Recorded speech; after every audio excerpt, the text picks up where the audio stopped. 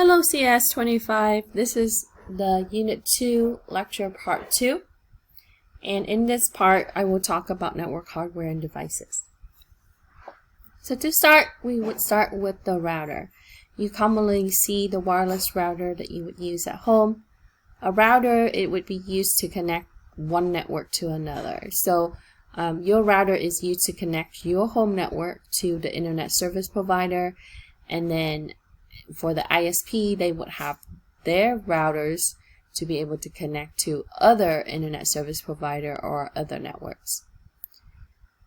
So for the router, sometime you would see that having the capability with the port to connect to the ISP as a cable using coaxial.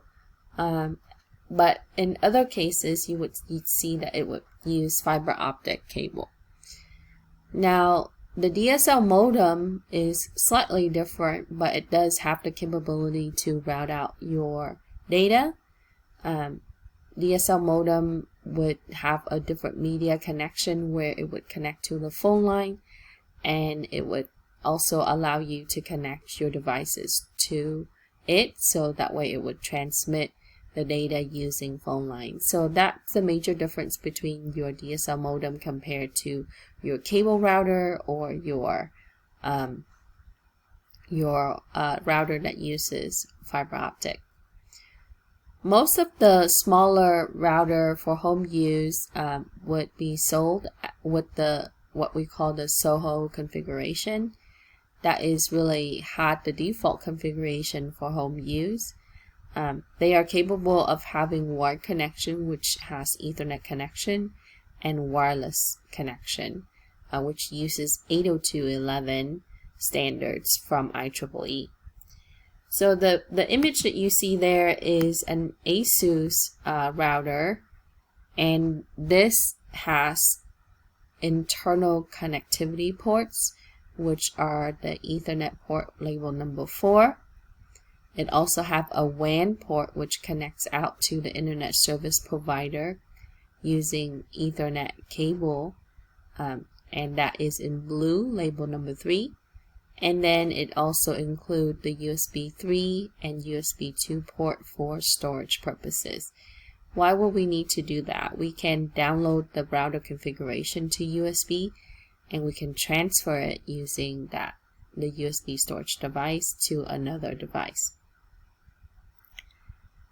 So similarly, it talks about the DSL here and also for cable internet. And router configuration program is used to manage the router. Each router would also have firmware installed, and that would include the date and the version. So in the lab this week, we are going to explore how to be able to configure some of the router. Some uses an app in order to manage, but mostly you can access the interface using 192.168.0.1 or a specified address you would want to refer to its manual. And when you type in that address on the browser, it would connect to the actual router, and it will open up a login page. You will be able to authenticate using the provided credential in the package, or a specified credential that you had set to be able to access it. So to answer the question in your assignment for question 9, it asks you what is the purpose of a router, and it is to be used to connect one network with another.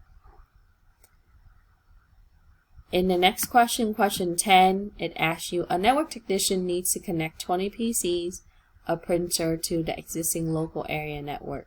Research and locate a switch that will support the connection of the PCs and the printer that costs under $500. Provide the URL of the details and the device. So to reference this, you can refer to the notes about the switch, and I will explain that next. First, to address the question, we can then open up our browser. You can visit Google and you can look for a switch. But we don't just want to look for any kind of switch because we have many devices. The question tells us that we have 20 PCs, a printer, so that makes it 21.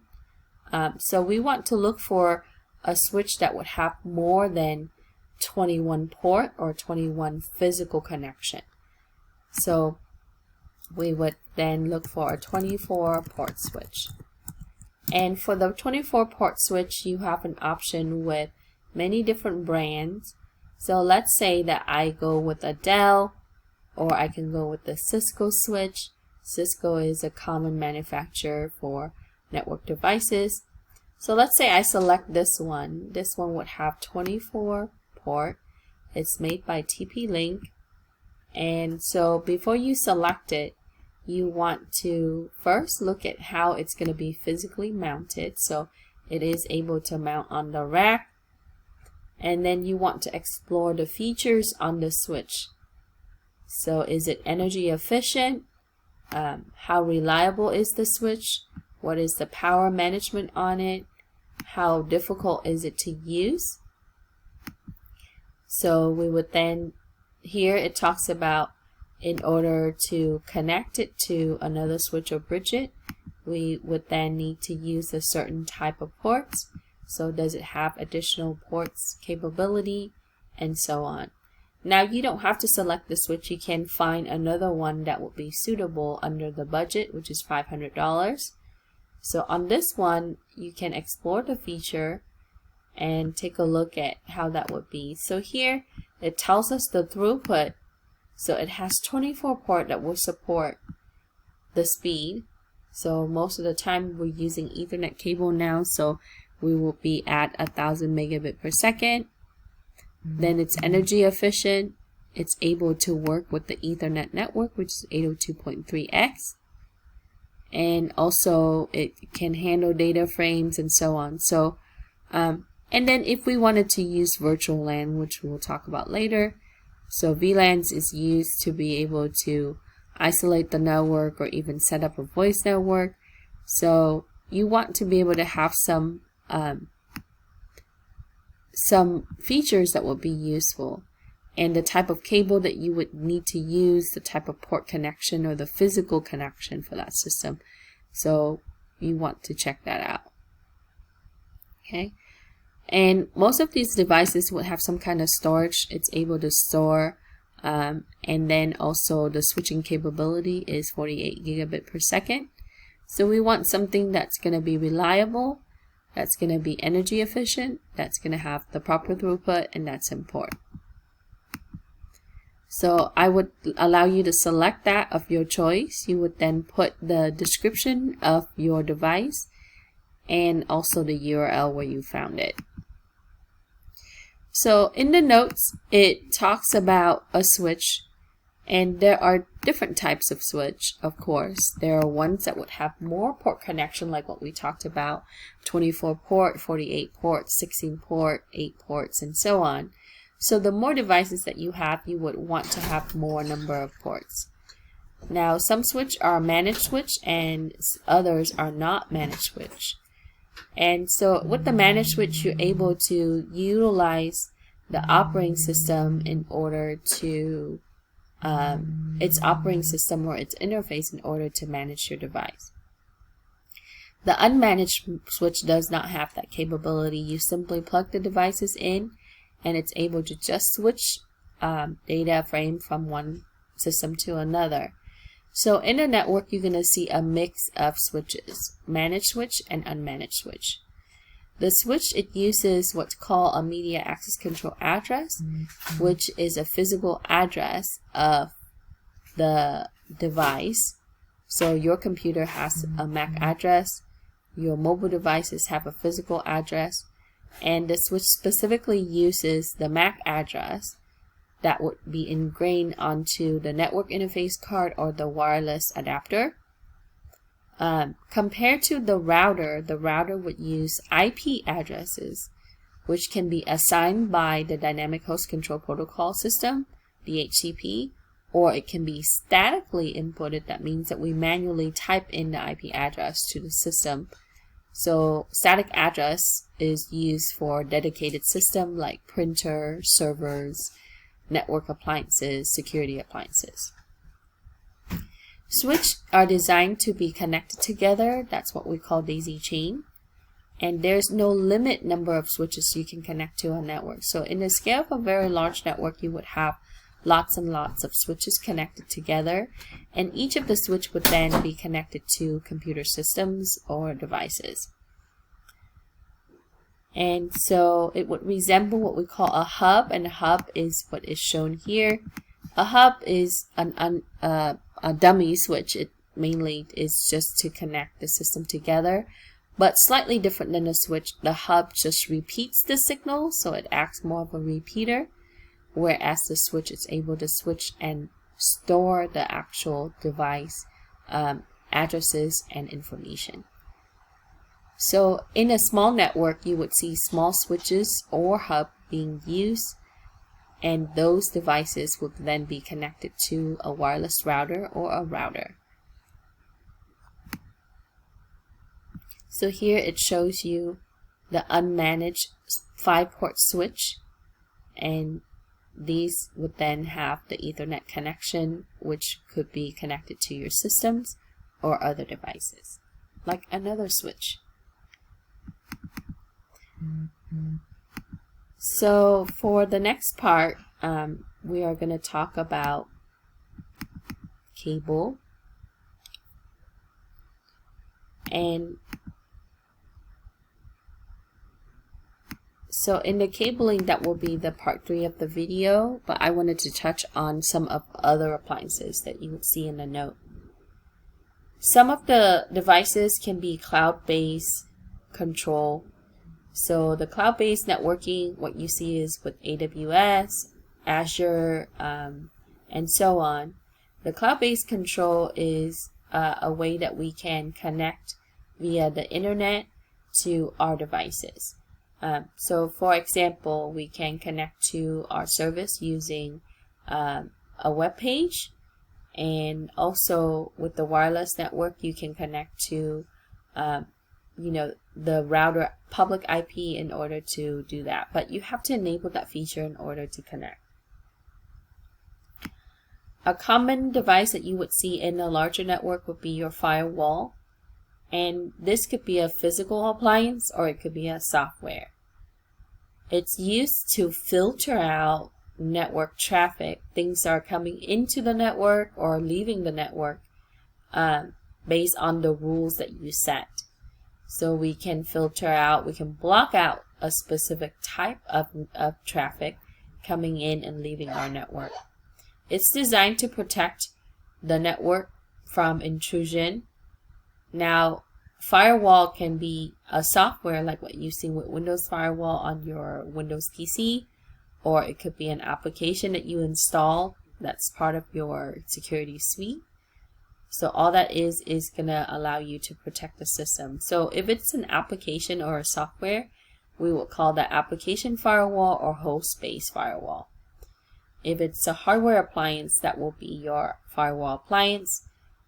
Those would actually have the software tool within it, sometime operating system, to be able to manage the rules and the settings for your connected systems. Your network interface card is used to connect your system to other systems, and network interface card is also known as a NIC. This is used to interface computer or device to the rest of the network. Your local area network is LAN. A NIC would have a physical unique address. It is known as Media Access Controller Address, or the MAC address. It also can use IP address for routing purposes. It would have an Ethernet connection which uses RJ45 connector. A NIC is commonly installed in all systems, from laptop to desktop to appliances. So on a server, you would see that there will be multiple network interface card or NICs for specific traffic connection purposes. The following the NIC is going to be the repeater or the extender. Sometimes you have this in your home to be able to extend or amplify your signal for the Wi-Fi or repeat that signal. In the physical wired network, there is also repeater, and repeater was formerly used to repeat and relay the signal from one point of the network to another or one segment to another segment. In the area where you would have weak or no signal, repeater or extender is crucial.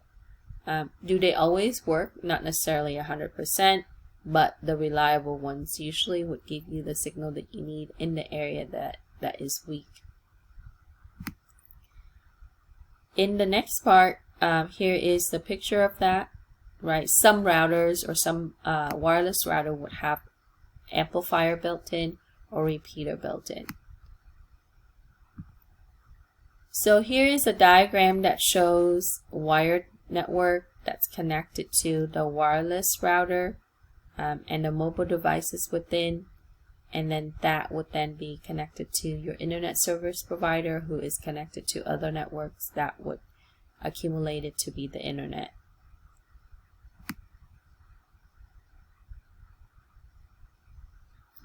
This is another diagram that shows a larger network that could be a small business, where you would have two switches that are bridged. So when they're connected together, we call that bridging.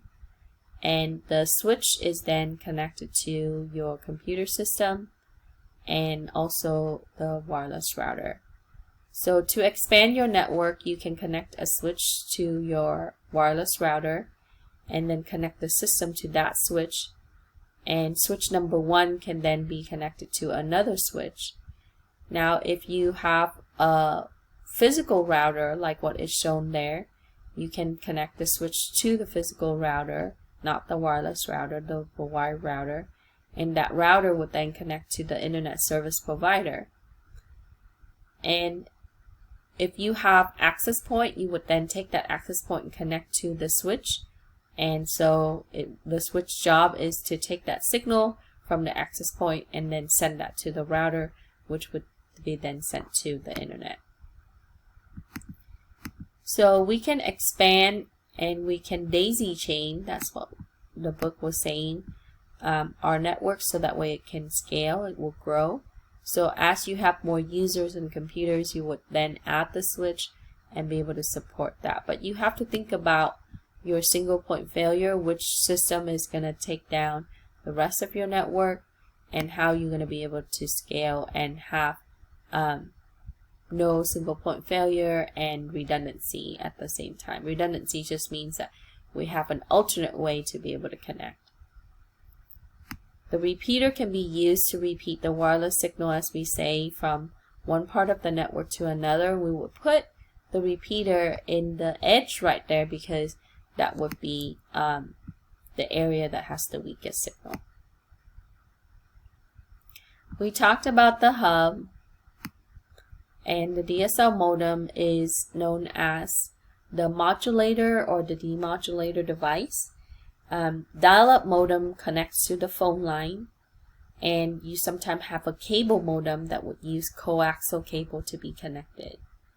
Cable modem and DSL modems are slightly different in the way that there are different cables connected to them, and they would use in the rural area where fiber optics are not being supported, or but now I think a lot of the times you would be able to see more fiber optic being implemented in residential and businesses, and as it would be more affordable and the services are more abundant. Wireless bridge is how we would be able to bridge access points together. So in the network you might have one router but many AP, and access points are designed to connect wireless or mobile devices together, and access points can be then connected to the router to send out the traffic. Patch panel is a box that is a junction point for all your cable to be connected together. That could also tie to fiber cables, and patch panel are built for for closets, to be able to wire the equipments together, or to be on the rack. So each of the wire would then be either UTP or STP, twisted pair, which is what you see with Ethernet, or it could also be patched panel for fiber optic. They look almost like the switch where they would have connection, but in the back it would be exposed, where you can actually put in the wire itself to the actual appliance, the box. You can also use power extender kit, such as Ethernet over power line. It uses power line to be able to connect Ethernet wise, and so some of the device that you would obtain is something like this, where it would have an AC unit which would have an Ethernet port or a wireless adapter built in. Power over Ethernet is known as your PoE. It uses Cat5 or Cat5e or even Cat6 now, and you're able to use power connection in order to connect to the internet. This has been implemented since the 10 base T and the 100 base T. The 10 here indicated the speed, okay, megabit per second, and then the base represents the standards, and also T stand for twisted pair. So that means that we're using copper when you're seeing this. So 10 indicated speed, and base T indicated the medium. 100 base T just indicate 100 megabit per second, and it uses twisted pair cable, which is another cable, copper cable. So power over Ethernet uses ultimately copper medium, and it's able to send signal via the power line.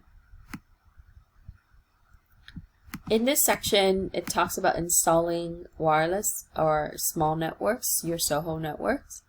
We will be doing this for part of our lab 2-2. So we will cover this as part of the lab. Now, access point settings, you would then tie that back to your wireless router.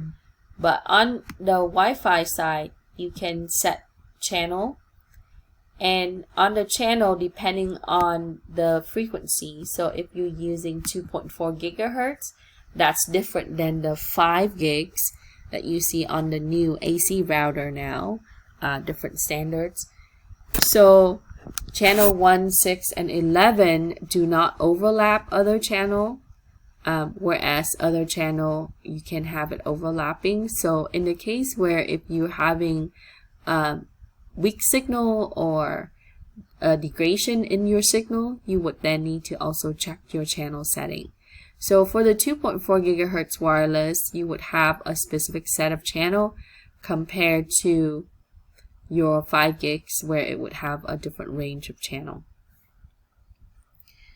So we will be completing the process with the lab and how you'll be able to set up the mode for your wireless. One of the service that we can use is network address translation, which is NAT. And NAT is a process in modifying your IP addresses as information crosses the router. So when it comes in from your wireless router, we can use NAT to modify, and so that way it will be forward to the appropriate addresses, or it would be filtered out with the certain addresses. It's generally built into the router, and so if you want to set up something for gaming, you would then also be able to set up your network address translation. NAT is built into a lot of things, including virtual machines, your computer system, along with your Wi-Fi. It would allow a single address to do the work for many. So we would umbrella many IP addresses under a single IP address. And so we can group up device into devices into one IP address using NAT. As you know that your public IP is only one, NAT also work with version 6 of IP address compared to also the legacy version 4. Same. Your router is able to also use port forwarding, and port forwarding just redirect traffic to a certain area of your network or other networks. So you can direct your traffic to a certain server like FTP and so on. So if you use a security camera system or certain gaming system, sometimes you would need to set up your port forward. And port forwarding is also it's also named Destination Network Address Translation, your DNAT. It would use port triggering in some of the router that involves a certain service like IRC. There's certain service that require port forwarding. So in the configuration of the router, you can set up port forward. You can also set up demilitarized zone, where one IP address would be publicly exposed, and then the rest would be private. So you can assign DMZ to really set up some zone for the public and isolate the private. And it must have its own firewall, and your router does act as a filtering system, but we would recommend you to use host-based firewall or some kind of firewall appliance in the DMZ. For the DMZ, it also uses static IP addresses for any of the device that is port forwarding, because you don't want that address to change over time, compared to static IP. Dynamic IP would be assigned by the DHCP and it would frequently change. Your DHCP, as we talked about before, is used to assign IP addresses, and DHCP is equipped with your wireless router that you use at home. This allows the router to assign IP addresses in the given range, and each of the address you would see, this is a version 4 IP address, so it would start within the range, and this subnet mask right here would tell the system what part of the network that system is residing in. Think of it like a zip code or an area code of the device. So if I'm coming in from a different network, I would have a different subnet mask. And each of the device should have its own unique IP. If you have a conflict of IP, you would run into connection issues. So in the next section, it talks about IP addresses. But I'm going to come back to the assignment and we would then answer some of the additional questions. For 11, it says, it asks you, what is the purpose of a patch panel? A patch panel is a junction point of the twisted pair cable and fiber that's used in a network. It is usually in the wiring closet, and we can wire all the cable into the patch panel, which would then connect to other parts of the network on the rack. For question 12, it tells you that Jennifer is to install the Soho network for her client. The client network has 3 PCs, 6 wireless devices, wireless printer, 2 wireless indoor camera, 2 smart TVs, 2 IoT voice recognition system. Identify the type of equipment needed and describe the configuration of the process for the network installation. So for 12, we have a mix of different devices there and how we will be able to install that. First, we would have the wireless router, the Wi-Fi router, that would consist of 3 or more Ethernet port. We would use the Ethernet cable to be able to connect the physical device wired. And so we would need wireless adapter. It could be USB. So we need 3 Ethernet port, some Ethernet cable. We would need Wi-Fi adapter. We would also need to configure our firewall and security suite to be able to protect the system. The wireless router, we want to set the channels and the bandwidth. We would configure the port forwarding. We can also set up virtual local area network to isolate some of the system if we want to protect the system. We need to set up the firewall feature on the router or on the application to filter out MAC addresses. So on the Wi-Fi, we can allow certain MAC addresses that will be for the system that we want to connect, and everything else would be not allowed to be connected. We would set up the HTTP configuration to assign IP addresses. We can also enable DNS. And DNS is mainly used for domain name systems. So in the case that if she is working from home and she has her own domain, then that would be helpful. But that service needs to be enabled with the internet service provider. Wireless encryption WPA2. We want to be able to use WPA2 because that is the strongest that we can support with our current technology. We would need to set up system priority. So when we configure the system, we want it to be able to automatically obtain IP addresses. We want to install anti-malware or security suite on our system. And we want to make sure that the system uses wireless encryption. So we would need to put in the encryption, the key for the encryption in order for those systems to be connected. So those are the things that I would include for question number 12.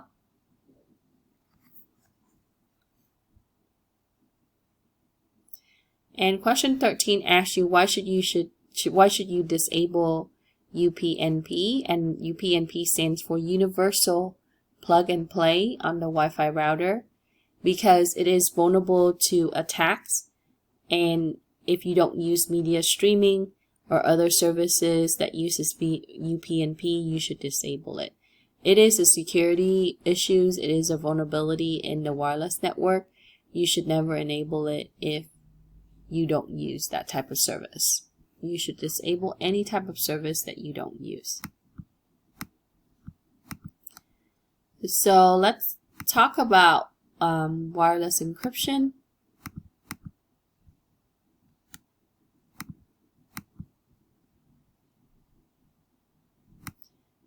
So after the configuration and the end user configuration, the IoT devices, you can also obtain that for question number 12.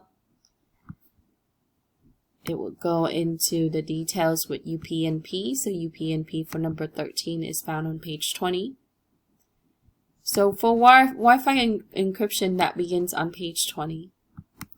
We would start with web, WEP. This is the oldest and the weakest, so you should never use web with our current technology. Web was implemented long ago, at least a decade ago, and it uses 128-bit encryption with a 104-bit key. So there is encryption size and there is key size. It's important that when you're looking at encryption, you're looking at both areas. Web encryption's keys cannot be included, using some symbol like punctuation marks. Web uses using PSK, which is a pre-shared key, and you should not configure pre-shared key unless you want it to be public Wi-Fi with no security. WPA is Wi-Fi protected access. WPA uses the variable length encryption key. This uses TKIP, and TKIP is a little older, but now we don't really use TKIP as much anymore. And temporal key integrity protocol 128-bit encryption is more secure than web, but it's less secure than WPA2. It also can use pre-shared key or PSK, and also radius authentication server. Now WPA and then WEP, they're both weaker than WPA2. So on your current router, you should use WPA2, which stands for Wi-Fi Protected Access. Unlike the other two, This is better because the encryption is more advanced. It uses Advanced Encryption Standard, your AES, which is implemented in all your mobile devices. The encryption size is 128 to 256 for encryption, so you do have higher encryption length. Compared to WPA, the WPA2 devices are WPA2 devices has better security, and it uses different technology as far as the communication with the key for the encryption. WPS is known as your Wi-Fi protected setup. It is an easier way to configure your wireless network using your router's IP address. WPS, this is a button that you physically see on the router. It's only used if all the devices are on the network wirelessly. There are two ways to use it. You can use it with a pin, or you can use it with a push button. So you can connect the devices using WPS. It's just for convenience purposes. You don't have to allow it if it's not. Okay. So the wireless router is going to beacon its SSID. It's going to send out advertises SSID. The wireless router, you can also disable that functionality where the SSID is not being advertised. So in the next question of your assignment, it asks you which wireless encryption is the weakest for number 14, which wireless encryption is the strongest. We want to select WPA2 for the strongest, and that's our current technology, and WEP is the weakest. And as far as the standards, our current standards is 802.11ac, but for number 15, it asks you which Wi-Fi standard has throughput of 150 megabit per second on a single 20 megahertz channel. This is the prior standard, which is 802.11n. Before the AC was 802.11n, and 802.11n has a throughput of 150 megabit per second. So where can I find the information on the standards? Wi-Fi standards are listed on page 22. There is 802.11b, that was 11 megabit per second, operating on 2.4 gigahertz frequency.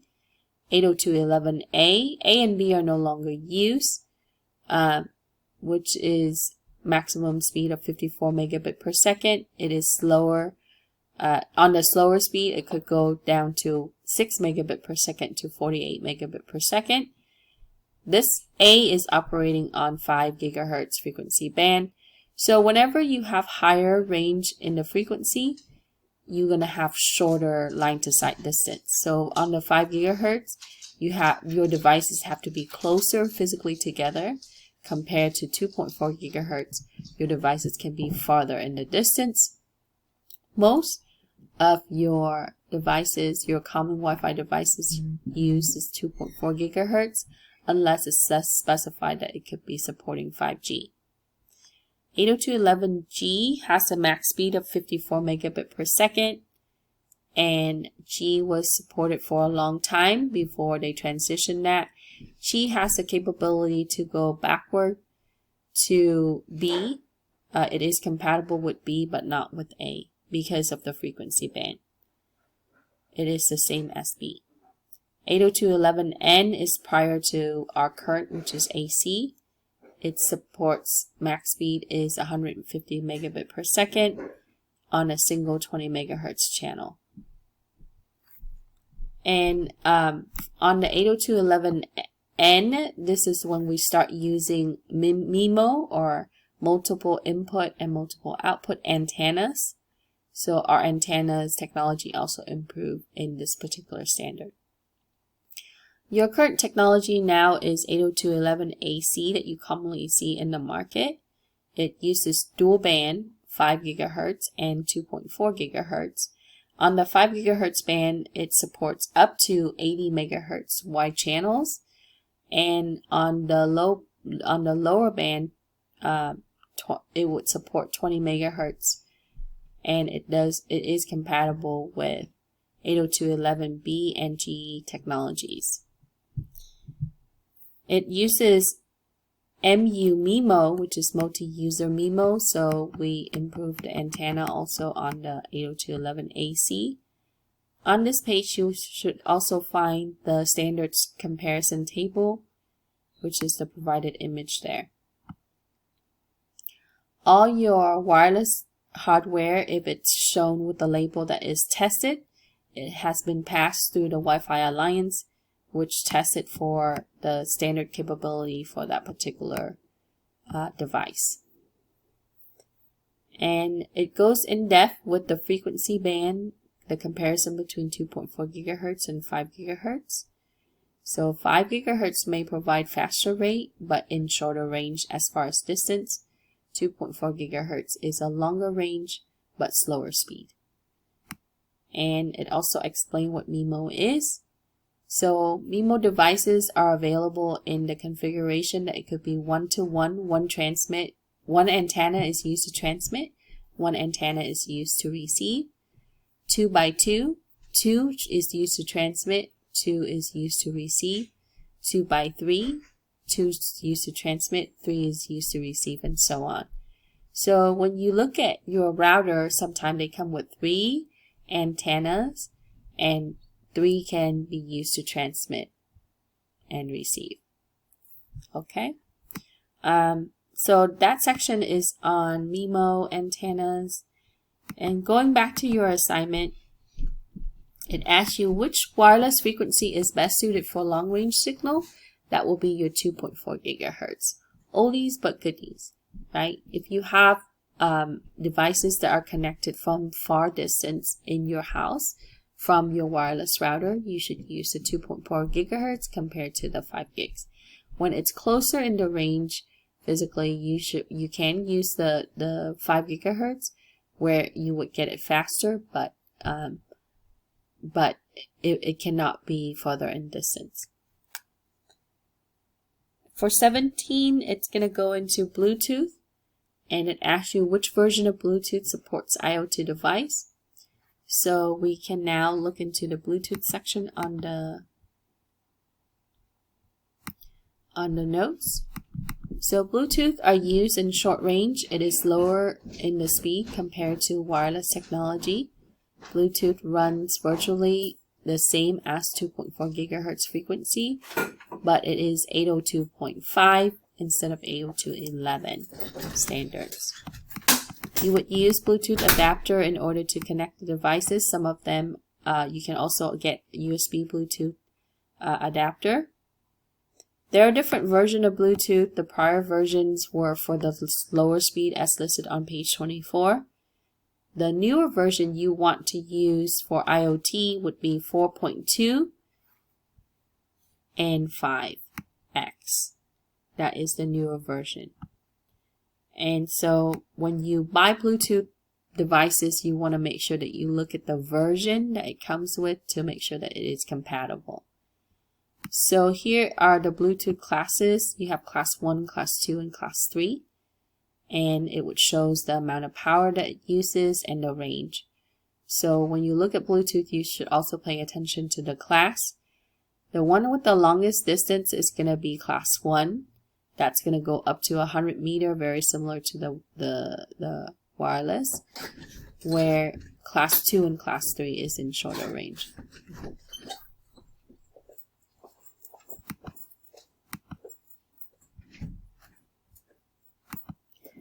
So in the question for our Bluetooth, we would say that version 4.2 and 5x would be suitable for the IoT devices number 17.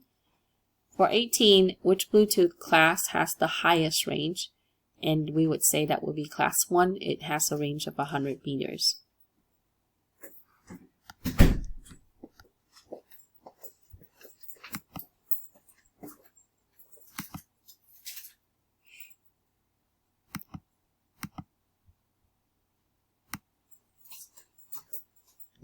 So the steps for the Bluetooth configuration are provided on page 24 and 25.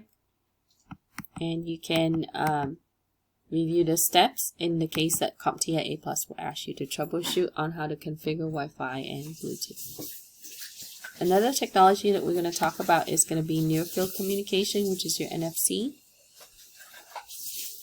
And NFC is often seen in point of sale systems where you can tap your phone to pay, or NFC can be used to enter door or buildings, where it would use infrared in order to be able to allow you to enter using your smart card system. So RFID is also used to track inventory in stores, and radio frequency identification, it would use tag and reader in order to manage the products in the store. You often see this in a library or stores like Target or Walmart.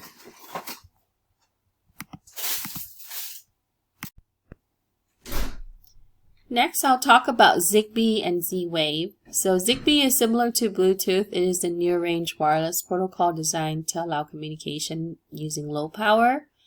It's commonly found in IoT devices. Sometimes you will find this in drones as well. Zigbee device is used for motion sensor, leak sensor, different type of sensing, and it's able to send and receive data. Zigbee operates on 2.4 gigahertz frequency, similar to some Bluetooth and Wi-Fi. Z-Wave is more of a recent version of Zigbee, and it uses less power. It operates on 908.42 megahertz frequency compared to the other regular Zigbee, which is higher in frequency range. Zigbee and Z-Wave are not interoperable.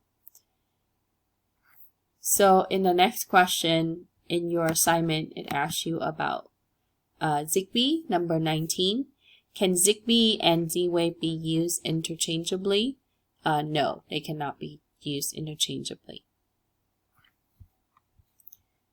So this concludes my part 2 of the lecture. I will release the next part to cover the last part of your chapter and your assignment. Please watch the next video, and thank you for watching this video.